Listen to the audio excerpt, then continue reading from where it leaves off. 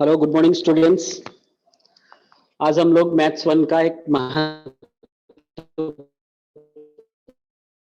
Chapter पांचवा दो का अध्ययन करने वाले हैं। पहला रेखीय समीकरण एक ऐसा चैप्टर है जो आपको अगली कक्षा में भी मैथ्स वन में पहला चैप्टर है और पिछली कक्षा में आपने पढ़ा होगा, यानी पिछले क्लास में लास्ट टाइम जब आपका लेक्चर हुआ होगा तब आपने पढ़ा होगा कि दो चरांक वाला रेखीय समीकरण क्या होता है, उसका सामान्य रूप क्या होता है। तो आज हम लोग फिर से एक बार इन शॉर्ट उसके बारे में पढ़ लेते हैं। आज हम लोग 5.2 पढ़ने वाले हैं, शाब्दिक प्रश्न। लेकिन थोड़ा सा हम लोग 5.1 क्या होता है और सामान्य रूप वगैरह क्या होता है वो देख लेते हैं। तो दो चरांक वाला रेखीय समीकरण, उसका जो सामान्य रूप होता है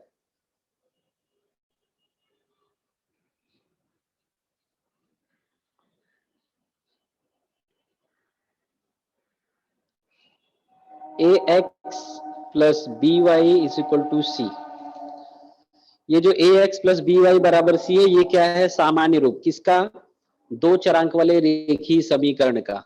अब इसमें जो आपका a, b और जो c है, ये तीनों गुणांक है। गुणांक अर्थात इसकी जगह पर कोई संख्या हो सकती है। और जो x और y है वो आपका चरांक है। x और y ये क्या है? चरांक। और इसमें दो चरांक हैं, x और y, इसीलिए इस चैप्टर का नाम है दो चरांक वाले रेखीय समीकरण। ठीक है, तो आज हम लोग शाब्दिक सवाल पढ़ने वाले हैं 5.2। शाब्दिक प्रश्न को हल करने के लिए कुछ बातों को ध्यान में रखना जरूरी है। सबसे पहले शाब्दिक प्रश्न को पूरे ध्यान पूर्वक पढ़िए, उसको अच्छे से पढ़िए। फिर दी गई जानकारी के आधार पर जो व्यंजक होंगे उसके लिए हमें उचित चरांक लेना होगा और फिर चरांक का उपयोग करके हमें कथन बोले गए होंगे या दो बातें कही गई होंगी। उन दो कथन के अनुसार हमें दो समीकरण बनाने होंगे और फिर उन समीकरणों को हमें हल करना है और हल करके हमें दोनों ही चरांक के मान प्राप्त करने। ठीक है, तो हम लोग सवाल की तरफ आते हैं। 5.2 का पहला प्रश्न, एक्सरसाइज 5.2 का पहला क्वेश्चन।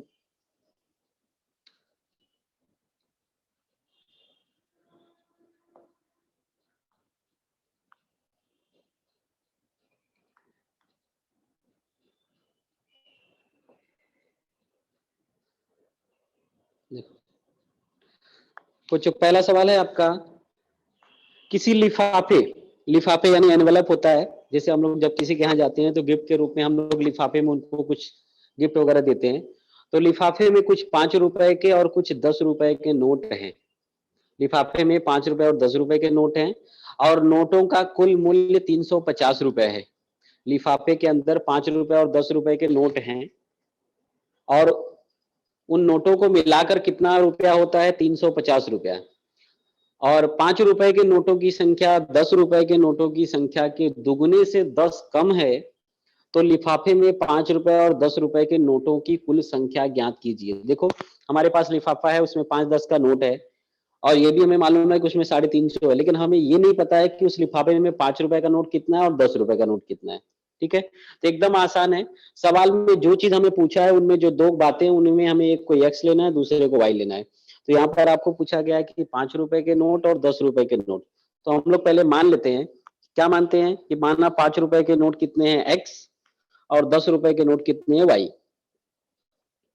तो हम लोग मानेंगे, माना रुपए 5 के नोट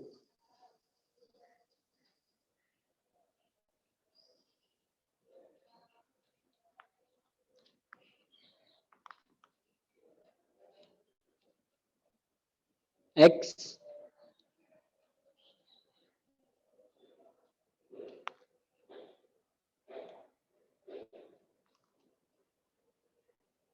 तथा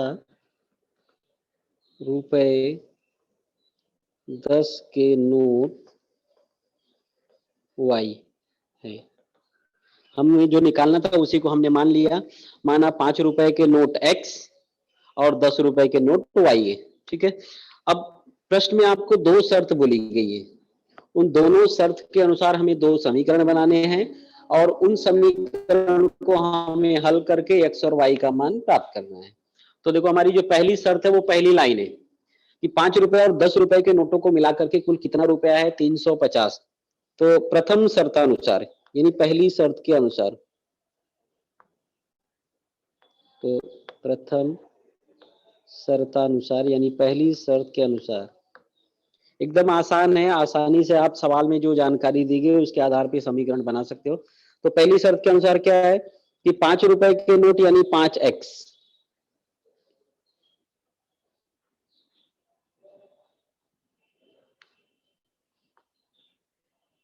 और 10 रुपए के नोट यानी 10y,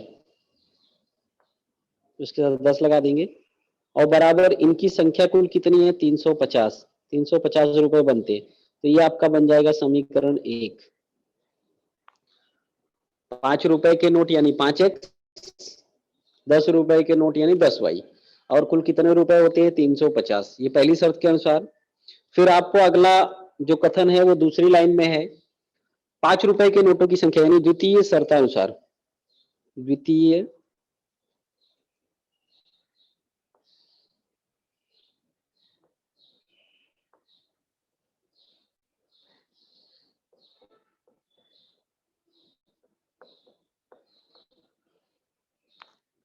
5 रुपए के नोटों की संख्या, तो 5 रुपए के नोट क्या है x है, तो इसका मतलब x बराबर 10 रुपए के नोटों की संख्या का दुगुना, तो 10 रुपए के नोट क्या है y है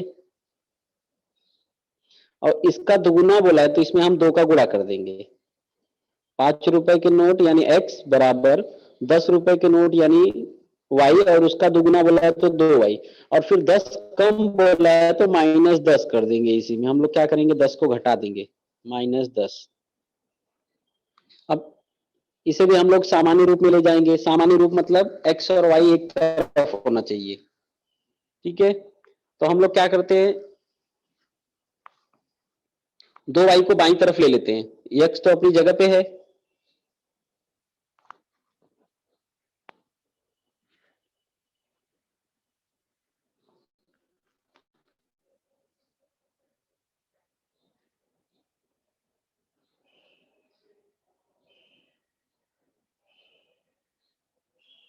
तो x अपनी जगह पे है, 2y बाईं तरफ आएगा तो -2y हो जाएगा और बराबर -10, ये आपका बन जाएगा समीकरण 2,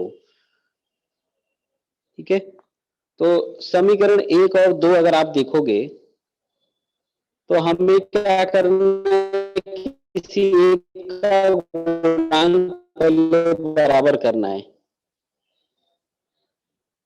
समीकरण 1 क्या है 5x + 10y बराबर 350, समीकरण 2 क्या है, ठीक है 2y बराबर के उधर प्लस था तो बाईं तरफ आया तो माइनस।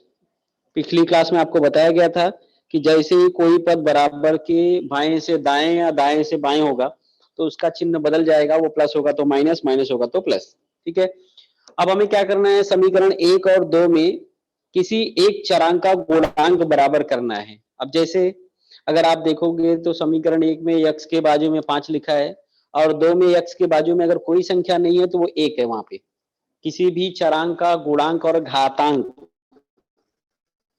अगर नहीं दिया है तो वो 1 होता है। अगर हम देखें दूसरा y का गुणांक तो y के बाजू में 10 है समीकरण 1 में और 2 में कितना है 2 है, तो हमें किसी एक का बराबर करना है, हमारी चॉइस है, हम चाहे x का बराबर करें या y का, और जिसका गुणांक बराबर करेंगे उसी का चिन्ह ध्यान में रख करके हम लोग उसे जोड़ेंगे या घटाएंगे। समान चिन्ह होगा तो घटाएंगे और विपरीत चिन्ह होगा तो जोड़ेंगे, ठीक है। तो हम लोग क्या करते हैं y का गुणांक बराबर कर देते हैं, तो y का गुणांक बराबर कर देते हैं, जब समीकरण 2 से गुणा के तो 10y हो जाएगा, समीकरण 1 के हो जाएगा। तो इसलिए हम लोग क्या करेंगे समीकरण 2 में 5 से गुणा करेंगे। तो यहाँ पे आप शॉर्टकट में लिख सकते हो, क्या लिखोगे 2 में किससे गुणा करना है आपको 5 से, तो गुणा करते समय हम लोग सब में गुणा करेंगे। तो देखो समीकरण 2 क्या था आपका, x माइनस 2y बराबर -10, और उसमें सब में 5 से गुणा करेंगे, यानी क्या हो जाएगा 5x माइनस 10y।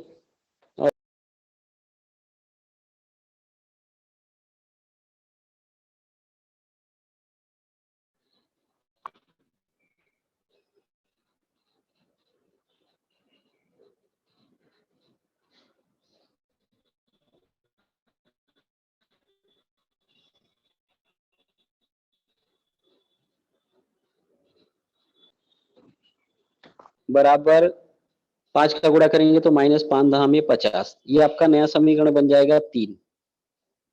अब हमने 2 में 5 से गुणा किया, नया समीकरण बना 3, तो आपको अब 2 भूल जाना है, समीकरण 1 और 3 को ध्यान देना है। समीकरण 1 क्या था, 5x प्लस 10y बराबर 350। समीकरण 3 क्या है, 5x माइनस 10y बराबर -50। अब आप देखोगे समीकरण 1 और 3 में तो 10y है, और 10y का चिन्ह समीकरण 1 में प्लस है और 2 में क्या है माइनस। तो हम लोग क्या करेंगे, समीकरण 1 और 2 को क्या करेंगे, जोड़ देंगे। तो समीकरण 1 प्लस समीकरण 3, 2 क्यों नहीं लेंगे, क्योंकि 2 में हमने गुणा करके 3 को बनाया, तो चलिए 3 लेंगे। तो 1 क्या था आपका 5x 10y 350, और 3 क्या है 5x माइनस 10y बराबर -50। जोड़ देंगे, तो जब आप जोड़ोगे तो जोड़ने के बाद 10, देखो 10y प्लस है 10y माइनस है, तो ये कट जाएगा।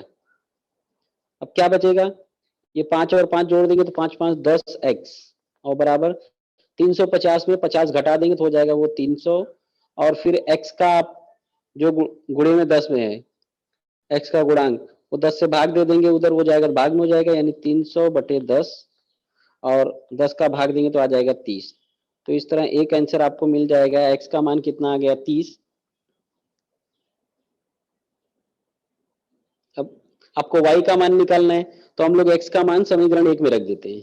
यहाँ पे लिखेंगे x का मान समीकरण 1 में रखने पर,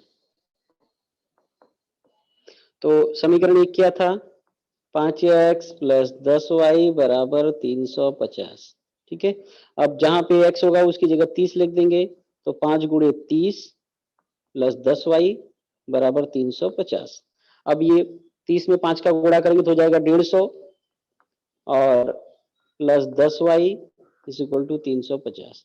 अब ये 150 उधर जाके माइनस हो जाएगा, दाहिनी तरफ जाएगा, तो 150 घटा देंगे तो डायरेक्ट लिख सकते हो 10y बराबर 350 में 150 घटा देंगे तो कितना हो जाएगा 200, और फिर y बराबर 200 में 10 का भाग देंगे, तो आप डायरेक्ट यहाँ लिख सकते हो कितना आ जाएगा आंसर आपको 20। तो इस तरह y का मान कितना आ जाएगा 20, तो x का मान आएगा 30 और y का मान कितना आया 20।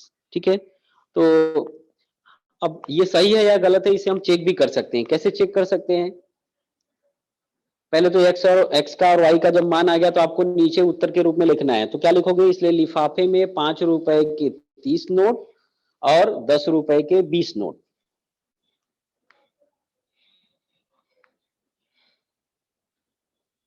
लिफाफे में रुपए 5 के 30 नोट तथा रुपए 10 के 20 नोट हैं। ठीक है, अगर आपको मान लो इसे चेक करना है कि हमारा ये उत्तर सही है या गलत है, तो आप इसे चेक भी कर सकते हो।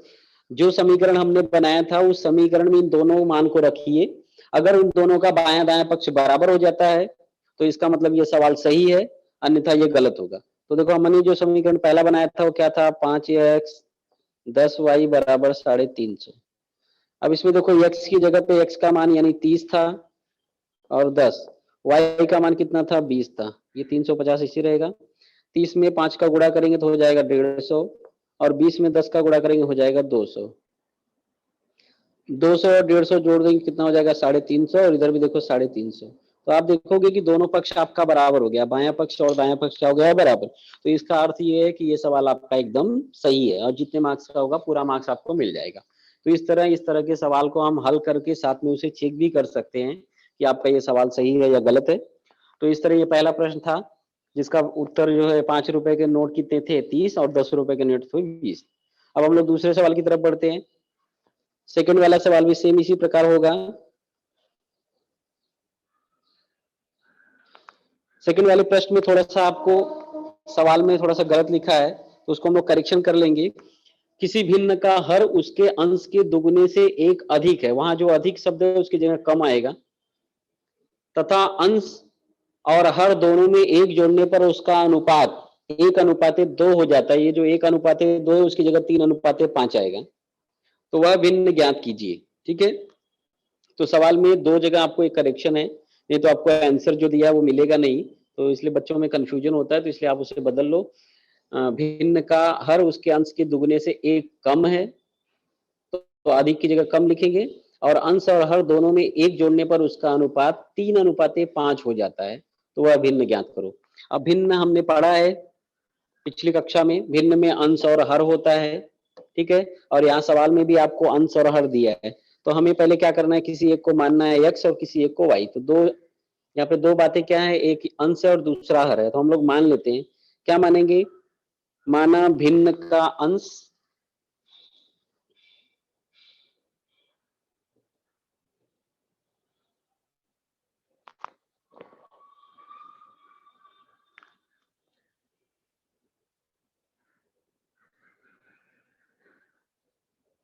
भिन्न का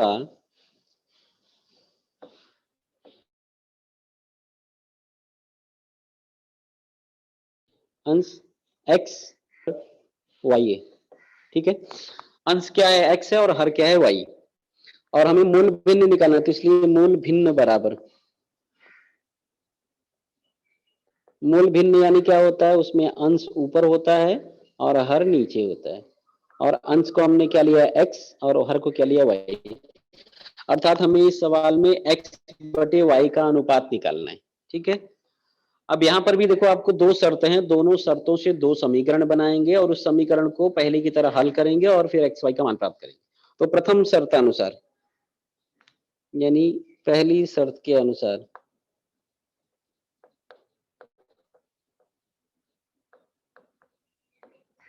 प्रथम शर्त अनुसार क्या है आपका, जो पहला वाक्य आपको दिया है, भिन्न का हर, अब हमने हर क्या लिया है y, तो y बराबर भिन्न का हर अंश का दुगुना, तो अंश क्या है x है और इसका दुगुना मतलब 2 हो जाएगा इसके साथ, और एक कम, तो इसलिए कम रहेगा तो घटा देंगे यानी -1, अगर अधिक होता तो एक जोड़ देते। तो सवाल में अधिक लिखा था लेकिन वो करेक्शन है तो वहां पे कम आएगा। अब हमें क्या करना है, x और y को एक तरफ लेना है। ठीक है, तो अगर हम लोग x y को एक तरफ करना चाहते हैं,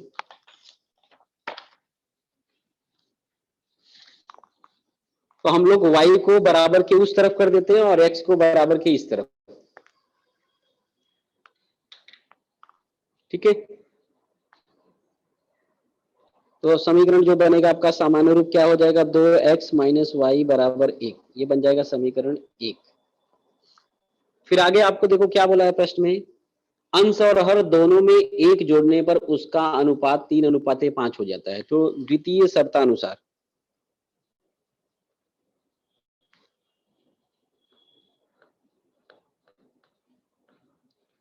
द्वितीय शर्तानुसार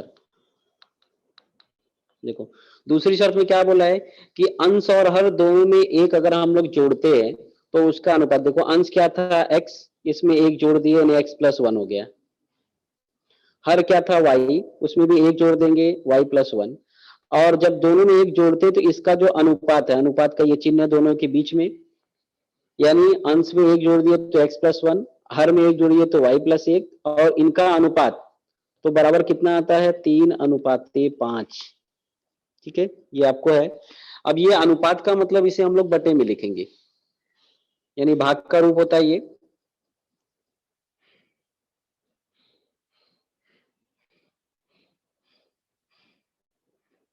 तो हम लोग इसे बटे में लिख देंगे और तिरे गुणा करेंगे। तो आपने क्या लिखा था अभी, x+1, वो जो अनुपात में था उससे बटे में हो जाएगा y+1 और बराबर क्या हो जाएगा 3/5।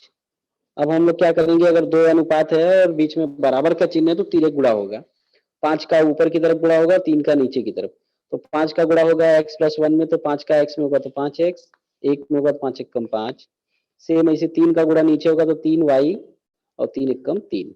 फिर एक्स वाई को एक तरफ कर देंगे, 3y को बाईं तरफ लाते हैं, 5 को दाहिनी तरफ, 5x अपनी जगह पे है, 3x बाईं तरफ आएगा तो उसका चिन्ह बदल के माइनस हो जाएगा, 3 अपनी जगह पे है, 5 उस तरफ जाएगा तो क्या हो जाएगा -5। अब ये 5x माइनस 3y तो ऐसे ही रहेगा, और 3 में 5 घटाएंगे, 3 छोटा है 5 बड़ा है, तो जब भी हम छोटे में बड़ा घटाते हैं तो उत्तर माइनस में होगा, बड़े में छोटे को घटा देंगे, यानी 5 में 3 घटाएंगे 2, लेकिन उत्तर क्या होगा माइनस में। ये बन जाएगा आपका समीकरण 2। अब देखो ये समीकरण 2 हो गया, और समीकरण 1 क्या था हमारा, 2x माइनस वाई बराबर 1। तो यहाँ पर आप ध्यान दोगे तो आपको किसी भी समीकरण में गुणांक बराबर नहीं, समीकरण 1 और 2 में किसी भी चरांक का गुणांक बराबर नहीं है। x का गुणांक 2 और 5 है और y का गुणांक 1 और 3 है। तो हम लोग क्या करते हैं, y का गुणांक बराबर करते हैं।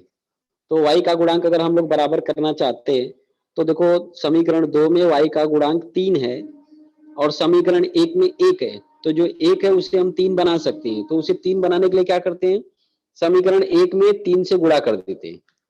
इसमें समीकरण 1 में 3 से गुणा करने पर, आप ऐसा लिखोगे समीकरण 1 में 3 से गुणा करने पर, तो जब 1 में 3 से गुणा करोगे तो गुणा करेंगे तो सब में गुणा करेंगे, तो 3 से गुणा करेंगे, 3 दूनी 6x माइनस 3 में y का गुणा होगा 3y और 3 एक कम 3।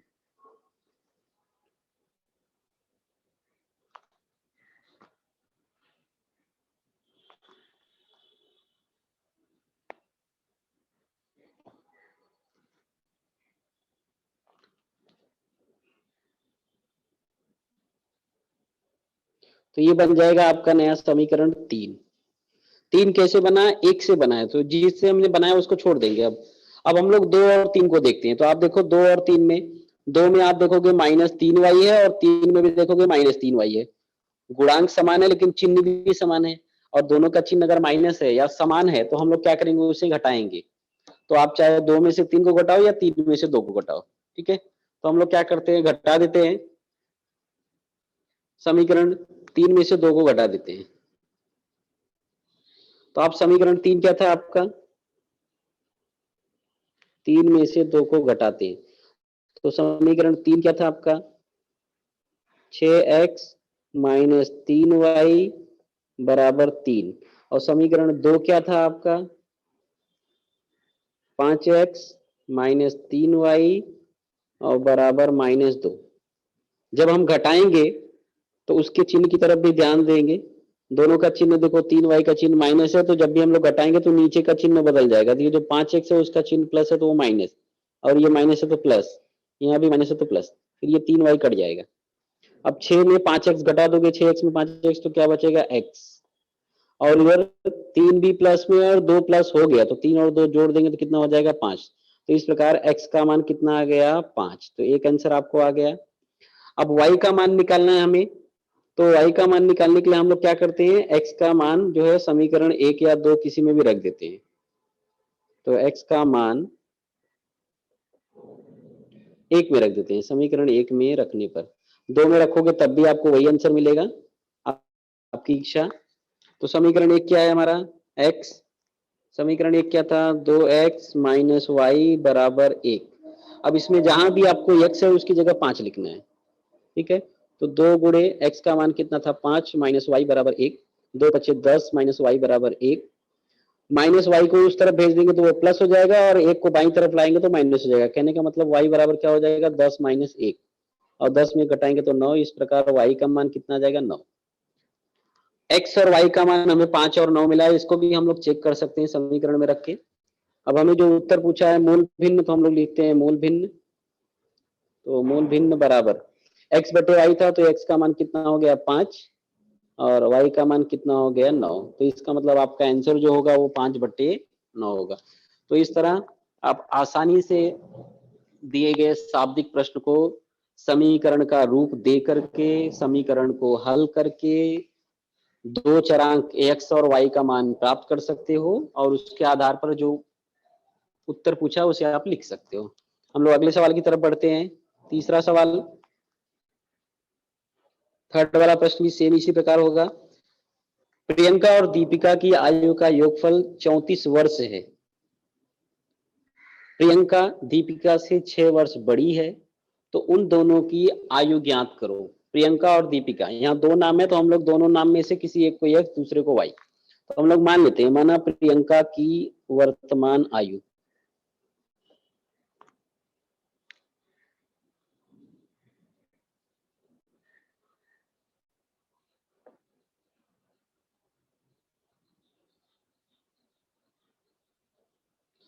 प्रियंका की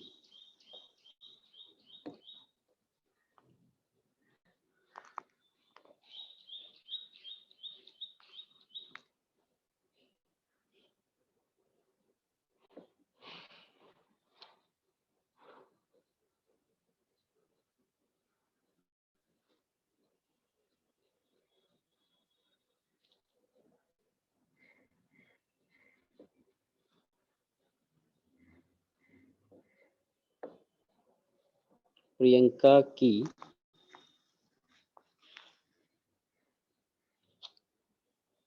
आयु x, अब आयु है तो वर्ष लिखेंगे यहाँ पे, आयु x वर्ष, तथा दीपिका की वर्तमान आयु या आयु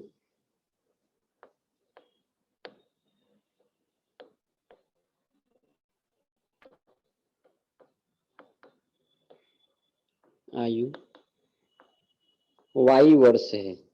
ठीक है, माना प्रियंका की वर्तमान आयु आयु x वर्ष और दीपिका की वर्तमान आयु y वर्ष। ठीक है, अब दो शर्त यहां पर भी आपको है, तो पहली शर्त के अनुसार यानी प्रथम शर्त अनुसार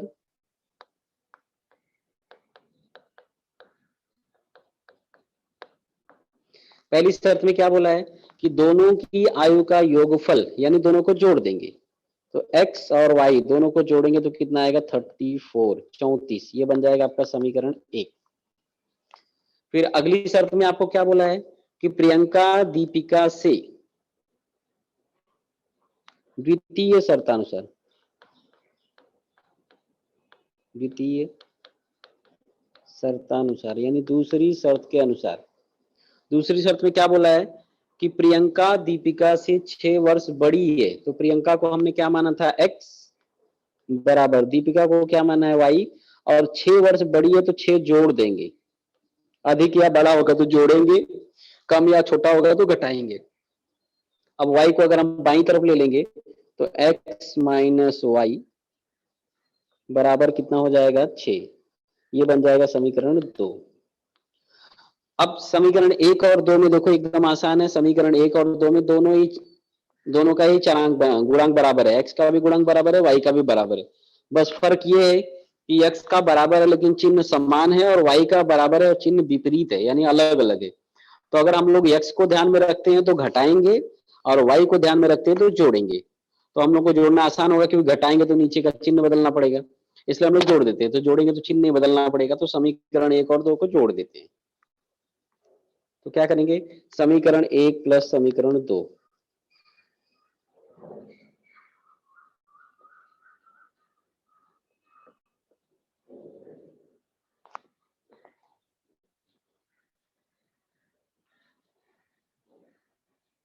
तो समीकरण 1 और 2 को जोड़ देंगे, तो समीकरण 1 क्या था x प्लस वाई बराबर 34, और 2 क्या है x माइनस वाई बराबर कितना है 6। जब जोड़ेंगे तो ये जो y का गुणांक बराबर है और चिन्ह अलग अलग है तो ये कट जाएगा, और फिर x और x को जोड़ देंगे तो कितना हो जाएगा 2x, 34 में 6 जोड़ देंगे कितना हो जाएगा 40, फिर ये जो x के बाजू में 2 है गुणे के रूप में वो उस तरफ जाएगा तो भाग हो जाएगा, यानी 40 में हम लोग 2 का भाग देंगे और कट जाएगा तो हो जाएगा 20, तो x का मान कितना जाएगा 20, तो इस तरह x का मान 20 आया, और x का मान अगर आपको 20 मिल गया तो इसका मतलब किसकी उम्र आ गई आपको, प्रियंका की, क्योंकि प्रियंका को हमने x माना था, तो प्रियंका कितने वर्ष की है 20 वर्ष की। सेम अगर हमें दूसरा मान निकालना है तो हम लोग क्या करेंगे, समीकरण 1 में मान रख देते हैं, तो x का मान समीकरण 1 में रखने पर आप 2 में भी रखोगे तब भी वही आंसर मिलेगा आपको। ठीक है, जहां आपको इजी लगे वहां कर सकते हो। x प्लस वाई बराबर कितना है आपको 34 था, इसमें x की जगह हम लोग लिख देंगे 20, फिर y बराबर 34 और y बराबर ये 20 उस तरफ जाके माइनस हो जाएगा, तो 34 में 20 घटा देंगे और y का मान आ जाएगा 14। तो इस तरह x का मान है 20 और y का मान 14। अब लास्ट में आप उत्तर क्या लिखोगे? इसलिए प्रियंका की आयु 20 वर्ष और दीपिका की आयु 14 वर्ष। वैसे भी प्रश्न में आपको बोला था कि प्रियंका दीपिका से 6 वर्ष बड़ी है, तो आप लास्ट में उत्तर भी लिख सकते हो, जैसे आपको बोला वैसे आपको लिखना है। तो प्रियंका की आयु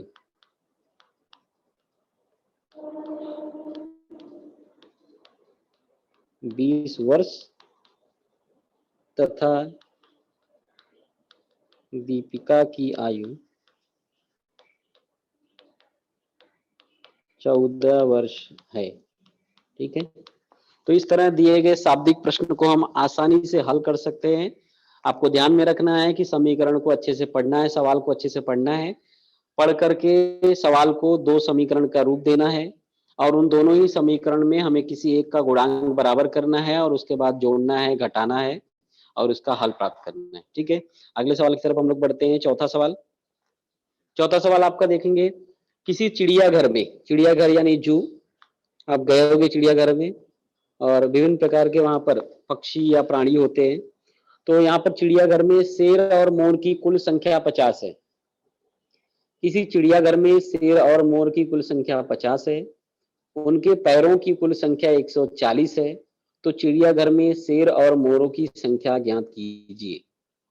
तो यहाँ पर शेर और मोर दिया है, ठीक है, और उसे ही हम लोग मानेंगे। तो क्या मानेंगे हम लोग? माना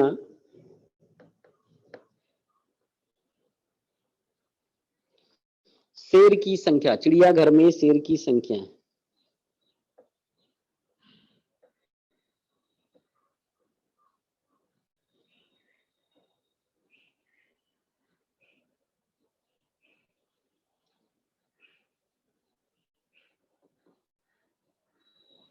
शेर की संख्या x तथा मोर की संख्या y है। मोर की संख्या कितनी है?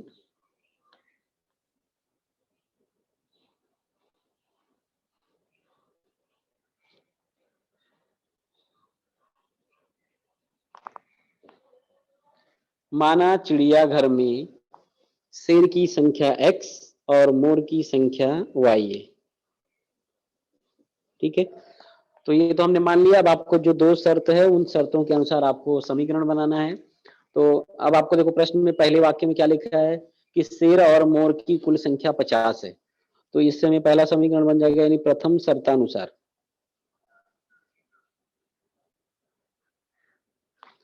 तो प्रथम शर्तानुसार यानी पहली शर्त के अनुसार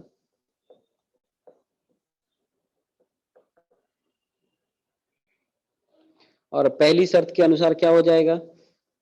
दोनों को जोड़ करके बराबर 50, यानी शेर और मोर, तो शेर को x माना है और मोर को y माना है और दोनों को जोड़ के कितना हो जाएगा? 50। ये बन जाएगा आपका समीकरण 1। फिर आपको दूसरी शर्त के अनुसार, यानी अगला वाक्य जो बोला है आपको, उनके पैरों की संख्या। तो शेर और मोर के पैर, तो आपको याद होना चाहिए, मालूम है हमें कि शेर के कितने पैर होते हैं? 4 और मोर के कितने होते हैं? 2। तो द्वितीय शर्तानुसार, द्वितीय शर्तानुसार क्या है? शेर और मोर के पैरों की संख्या अगर हम लोग जोड़ेंगे तो कितना होगा? 140। तो शेर के 4 पैर हैं, अब चूंकि हमने शेर को x माना था इसलिए वो क्या हो जाएगा? 4x और प्लस मोर को हमने y माना था लेकिन मोर के 2 पैर हैं तो हो जाएगा 2y और बराबर पैर को कुल मिला के कितना? 140। ये बन जाएगा समीकरण 2। शेर के 4 पैर इसलिए 4x, मोर के 2 पैर इसलिए 2y और दोनों को जोड़ेंगे तो कितना आएगा? 140। तो इस तरह अब आप देखोगे समीकरण 1 और 2 में किसी का भी गुणांक बराबर नहीं है, न तो x का बराबर है ना ही y का। तो हम लोग क्या करेंगे? x और y का बराबर नहीं है तो हम लोग समीकरण 2 में जो y के साथ 2 है वो समीकरण 1 में y के साथ 2 लाना है। तो हम लोग क्या करते हैं? 1 में 2 से गुणा कर देते हैं। समीकरण 1 में 2 से गुणा करने पर, तो समीकरण 1 और गुणे 2, 1 में 2 से गुणा करेंगे तो सब में गुणा कर देंगे 2 से,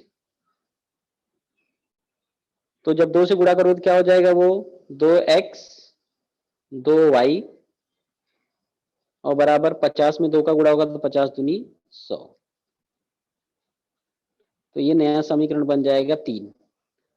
अब आप समीकरण 1 को भूल जाओ, समीकरण 2 और 3 को देखो। समीकरण 2 और 3 में आप देखोगे तो आपको 2y प्लस है और 2y प्लस है, 3 में भी दोनों में 2y है और प्लस का चिन्ह है। तो अगर गुणांक समान हो और चिन्ह भी समान हो तो हम लोग क्या करेंगे, घटाएंगे। ठीक है, तो समीकरण 2 में से 3 को घटा देते हैं। समीकरण 2 क्या है, 4x प्लस 2y बराबर 140। समीकरण 3 क्या है, 2x 2y बराबर 100। इसमें घटाएंगे, 2 में से 3 को घटाएंगे तो समीकरण 2 माइनस समीकरण 3। समीकरण 2 क्या था,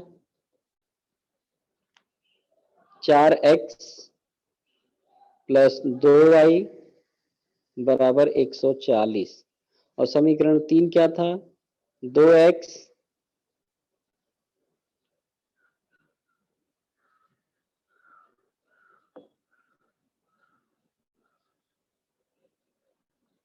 x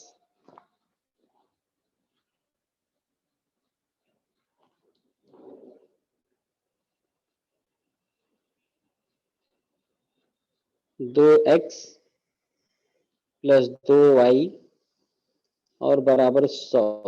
ये समीकरण आपका पहला वाला समीकरण 2 है और ये कौन सा है, 3। अब समीकरण 2 और 3 में थोड़ा सा यहाँ पे 2x, ठीक है, 2y समान है लेकिन चिन्ह क्या है, समान है, इसलिए घटा रहे हैं तो हम लोग नीचे का चिन्ह बदल देंगे, ये माइनस जाएगा, ये भी माइनस जाएगा, ये भी माइनस, तो ये 2y कट जाएगा। अब 4x में 2x घटाएंगे तो कितना बचेगा, 2x और 140 में 100 घटाएंगे तो कितना बचेगा, 40 और फिर 40 में 2 का भाग देंगे फाइनली तो हो जाएगा वो 20, यानी x का मान कितना आ जाएगा, 20। तो x का मान 20 आ गया, अर्थात शेर की संख्या कितनी है, 20। और दूसरा हमें किसका मान निकालना है, y का, तो x का मान समीकरण 1 में रख देते हैं। x का मान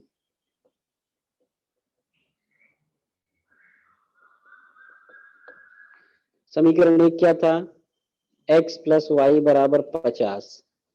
अब इसमें x की जगह 20 लिख देते हैं, y बराबर 50 और y बराबर 50 में 20 को घटा देंगे तो इस तरह आपको मिल जाएगा 30 और y का मान आ जाएगा 30। तो x का मान 20 है और y का मान कितना है, 30। तो इसका मतलब आंसर लास्ट में आप क्या लिखोगे, इसलिए शेरों या शेर की संख्या कितनी हो जाएगी, 20 और मोरों की संख्या कितनी है, 30। तो चिड़ियाघर में शेरों की संख्या 20 तथा मोरों की संख्या 30 है। तो एकदम आसान है, दिए गए शाब्दिक प्रश्न को आपको आसानी से पढ़ना है, पढ़ करके दिए गए कथन के अनुसार हमें 2 शर्त हैं, दोनों शर्त के अनुसार हमें 2 समीकरण बनाने हैं, समीकरण को हल करना है। अगले सवाल की तरफ हम लोग बढ़ते हैं, 5वां सवाल।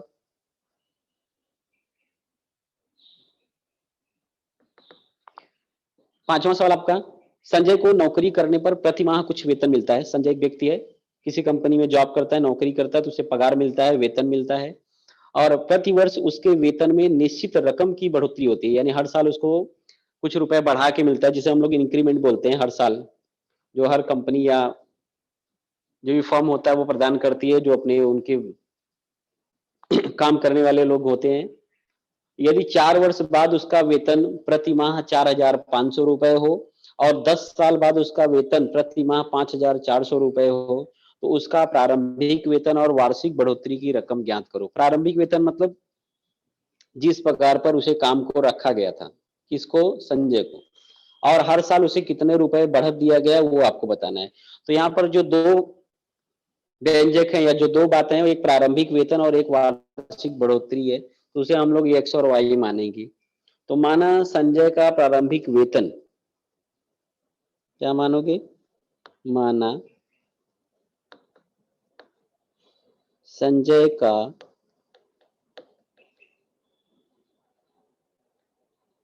प्रारंभिक वेतन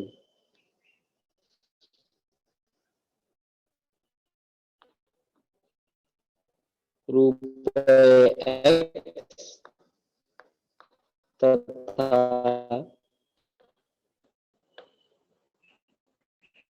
वार्षिक बढ़ोतरी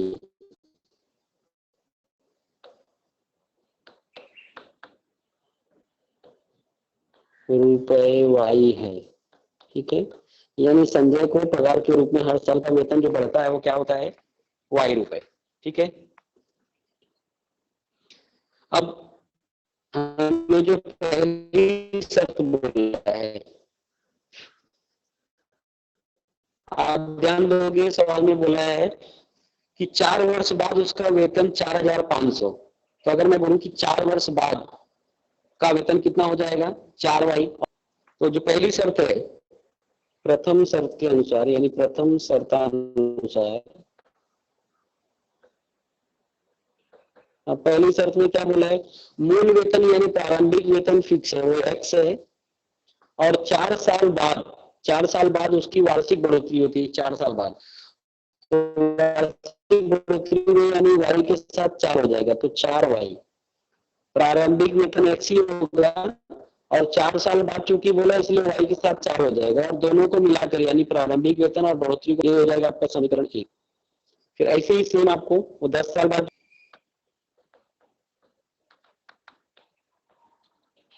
वहां पे 10 साल बाद दिया है तो प्रारंभिक वेतन तो x ही होगा, जैसा हमने पहले लिखा था। सेम बढ़ोतरी y है, और 10 साल बाद बोला है तो 10y हो जाएगा, और फिर कितना वेतन हो जाता है, 5,400। तो ये बन जाएगा आपका समीकरण 2।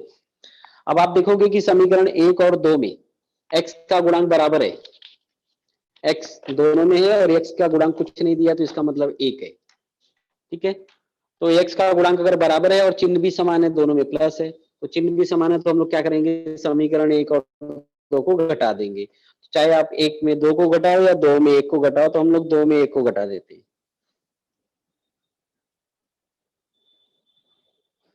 समीकरण 2 में 1 को घटाने पर, तो समीकरण 2 माइनस 1, समीकरण 2 क्या था, x प्लस 10y बराबर 5,400, ये आपका समीकरण 2 है। और एक क्या था, x प्लस 4y बराबर 4,500, ये समीकरण 1। अब घटाने के लिए हमें बोला है, तो घटाने के लिए मैंने बोला था कि जब भी हम घटाएंगे तो नीचे वाले का चिन्ह बदल जाएगा, ये माइनस है क्योंकि ऊपर x का प्लस है, ये भी माइनस हो जाएगा और ये भी माइनस, फिर x x कट जाएगा। अब 10 में 4 घटाओ कितना हो जाएगा, 6y, 6y, और बराबर 5,400 में 4,500 घटाओगे तो आपको आएगा 900,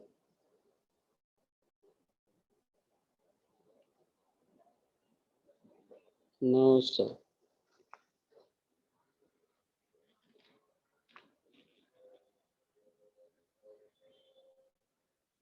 और फिर 6 से उसमें भाग दे देना है,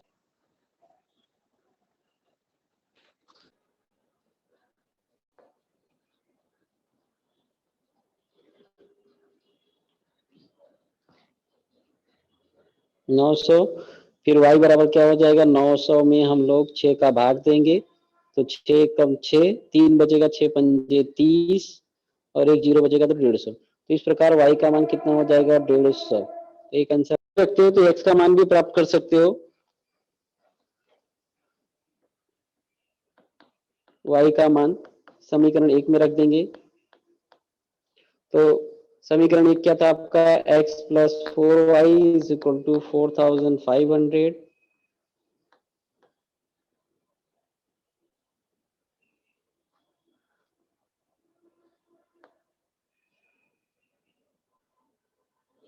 और x की जगह पे आपको, y की जगह पे आपको y का मान 150 आया था, तो y की जगह लिख देंगे 4 गुणे 150, 4,500, और इसे आप हल करोगे तो 600 बराबर 4,500, और घटा देंगे तो 4,500 में आप 600 घटा दोगे तो इस तरह आपको x का मान आ जाएगा 3,900।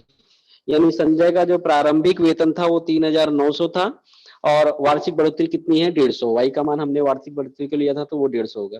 तो इस तरह जो शाब्दिक प्रश्न उसे हम हल कर सकते हैं। लास्ट वाला सवाल आपको सेम पहले की तरह है, वहां पे 5 रुपए और 10 रुपए था, यहाँ पे कुर्सी और मेज है। और उसको मैं ऐसे ही समझा दे, 2 मेज का मूल्य 4,500 रुपए है और 5 कुर्सी और 3 मेज का मूल्य 7,000 रुपए। तो सबसे पहले हम लोग एक को मानेंगे, दो को नहीं, एक को माना। एक कुर्सी का मूल्य x रुपए और एक मेज का मूल्य y रुपए। फिर प्रथम शर्त अनुसार पहली शर्त में क्या लिखोगे आप? अब देखो एक को हमने x माना है तो 3 कुर्सी बोला तो वो 3x हो जाएगा। तो जो पहला समीकरण बनेगा वो क्या बनेगा?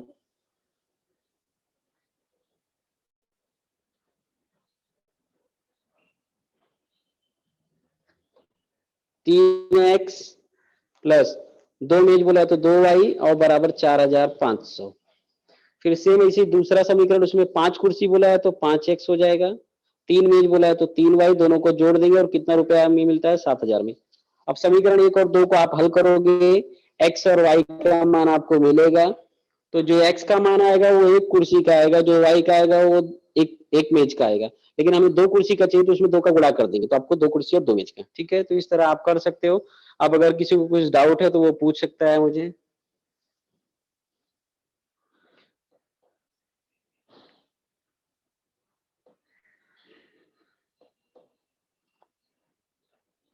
Hello,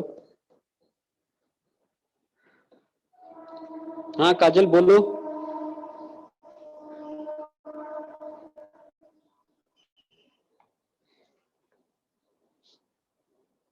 hello, good morning sir. हाँ सर गुड वो मॉर्निंग, बोलो काजल।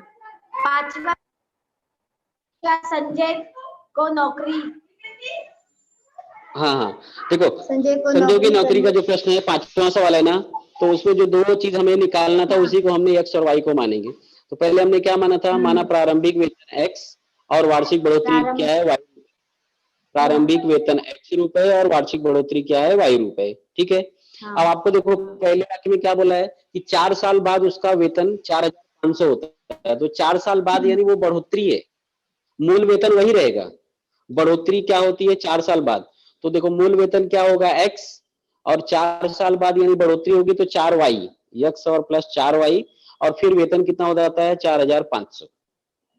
सेम उसी प्रकार 10 साल बाद बोला है तो मूल वेतन वही रहेगा x, और 10 साल बाद यानी 10y, और फिर वेतन कितना होता है 5,400। तो इस तरह समीकरण एक क्या बन जाता है? x प्लस 4y बराबर 4,500, और समीकरण 2 क्या बनता है? x प्लस 10y बराबर 5,400। फिर समीकरण 1 और 2 में सेम x का गुणांक बराबर है तो घटा देंगे और y का मान प्राप्त कर लेंगे। ठीक है, हाँ। आप कोशिश थैंक यू करोगे सर। आपको आ जाएगा। हाँ, शाब्दिक प्रश्न है, थोड़ा सा डिफिकल्ट होगा लेकिन आप एक दो बार हल करोगे तो आपको जरूर आएगा। और ये सेम हाँ चैप्टर आपको 10th में पहला ही है, 2 चरांक वाला रेखीय हाँ। समीकरण। 10वीं में आप जाओगे तो पहला ही चैप्टर है अलजेब्रा में। ठीक है,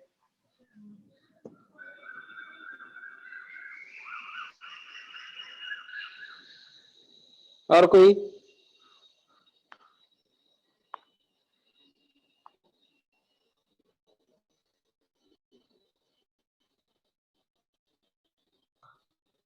गुड मॉर्निंग सर।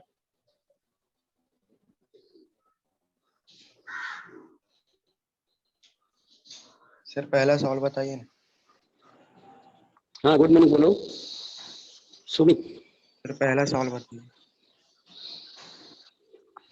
देखो पहला सवाल क्या था आपका? 5 रुपए और 10 रुपए के नोट और उनको मिला के कितना होता है 350 रुपए। 5 रुपए के नोटों की संख्या 10 रुपए के नोटों की संख्या के दुगने से 10। ठीक है, तो हम लोग क्या किए, हम लोगों ने क्या किया था कि 5 रुपए और 10 रुपए के नोटों को हमने माना था कि माना 5 रुपए के नोट कितने हैं x, और 10 रुपए के नोट कितने y। क्लियर? तो 5 रुपए के नोट x से 10 रुपए के नोट y। पहली शर्त में क्या बना था सवाल आपका समीकरण? 5x यानी 5 रुपए के नोट, 10y यानी। फिर आगे देखो कि 5 रुपए के नोट मतलब x बराबर 10 रुपए के नोट यानी y, और उसका दुगुना मतलब 2y, और फिर 10 कम बोला है तो -10। तो हम लोग क्या करते हैं, 2y को बाईं तरफ ले लेते हैं, यानी x माइनस 2y बराबर -10। ये समीकरण 2। अब आप समीकरण 1 और 2 को हल कर दो तो x और y का आपको मान प्राप्त हो जाएगा, और जो x y का मान आएगा वही क्या होगा, 5 रुपए के नोट और 10 रुपए के नोट। ठीक है, हाँ sir, thank you sir. Okay welcome.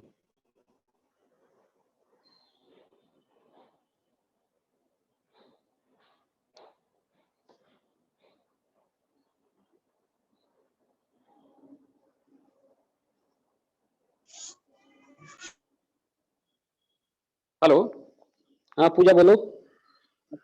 Mohit, hello hello sir. Hello, हाँ मोहित हेलो। बोलो। हाँ हेलो सर। हाँ बोलो, क्या प्रश्न है आपका? सर कह रहा था ना कि वो जो लास्ट वाला कुर्सी वाला सम है वो जरा पूरा समझा दीजिए ना। हाँ देखो, मैं इन शॉर्ट बता दे रहा हूँ अभी आपको, ठीक है? हाँ हाँ। स्क्रीन पे आप देखो। देखो मैंने क्या बोला था, एक कुर्सी और एक मेज को हम लोग मानेंगे। जरा रुक जा। फिर देखो बता हम लोग क्या मानेंगे, माना एक कुर्सी रुपए x तथा एक मेज रुपए y। एक कुर्सी का मूल्य रुपए x तथा एक मेज का मूल्य रुपए y। ठीक है, अब पहली शर्त के अनुसार क्या हो जाएगा, आपको 3 कुर्सी बोला है तो 3x, 2 मेज बोला है तो प्लस 2y, और कुर्सी और मेज को मिलाएंगे तो कितने रुपए में मिलता है, 4500। ये आपका बन जाएगा समीकरण 1। ठीक है, फिर दूसरी शर्त में आप देखोगे कि 5 कुर्सी और 3 मेज बोला है तो 5 कुर्सी मतलब 5x, 3 मेज मतलब 3y, और दोनों को मिलाकर कितने रुपए मिलता है, 7000। ये बन जाएगा समीकरण 2। अब समीकरण 1 और 2 है, समीकरण क्या हो गया, 3x प्लस 2y बराबर 4500, और समीकरण 2 क्या हो गया, 5x प्लस 3y बराबर 7000। यहाँ पे किसी का भी गुणांक बराबर नहीं तो हम लोग y का बराबर कर लेते हैं। तो y का अगर बराबर करना होगा तो हमें क्या करना पड़ेगा, समीकरण 1 में 3 का गुणा करना पड़ेगा, और बराबर हो जाएगा तो आप घटा दोगे और फिर आपको x का मान प्राप्त हो जाएगा। ठीक है, और x का मान मिलेगा तो समीकरण में रख के y का मान निकाल सकते हो। तो इस तरह आपको कुर्सी और मेज का मान प्राप्त हो सकता है। और कोई? देखो आज हम लोगों ने 2 चरांक वाला रेखीय समीकरण का अध्ययन किया, उसमें शाब्दिक प्रश्न था।